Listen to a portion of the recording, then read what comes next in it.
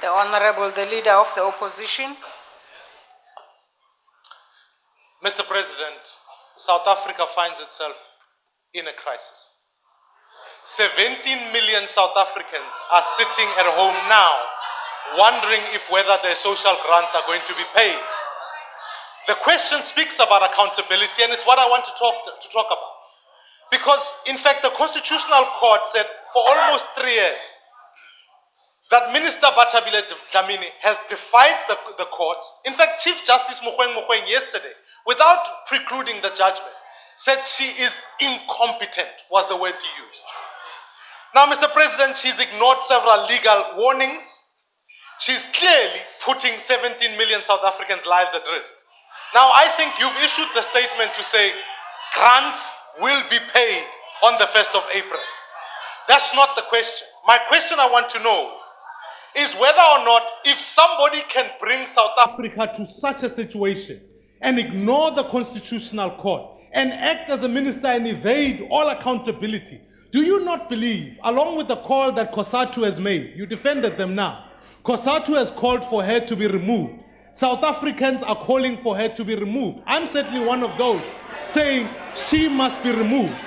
Do you not believe it's time for you to act and remove Minister Bathabile Dlamini from cabinet to safeguard South Africa? Order.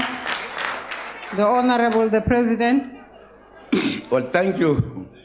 Thank you, Madam Speaker. I thought the date that we are talking about has not arrived.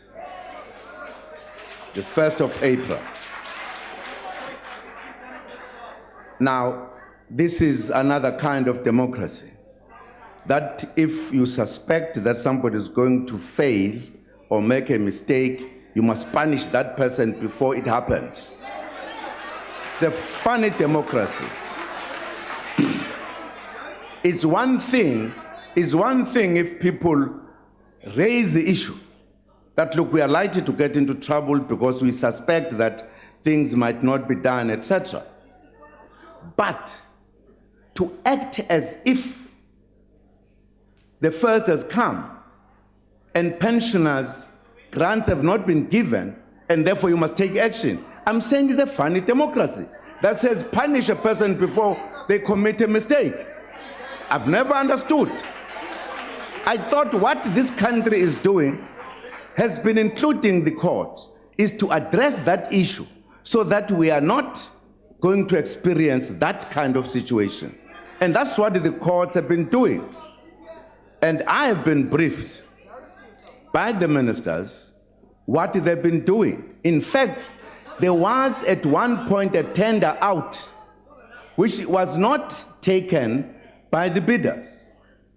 And therefore they had to start afresh again. There were very specific problems. I got detailed briefing from both the departments, social development and the treasury.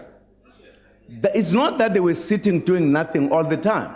There was in fact at one point a tender to address that, to in other words comply to the order of court. There were specific hitches that made this not happen at the time. And now they are dealing with it as I'm talking to you. Treasury, social development are sitting together to solve the problem. So why punish somebody before anything happens?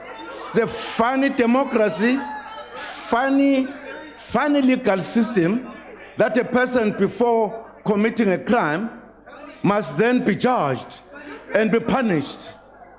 You are a Democrat.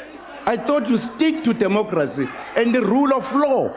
The rule of law does not say you punish a person because you suspect that the person is going to commit a crime. That's not the rule of law. It's almost like the law of the jungle.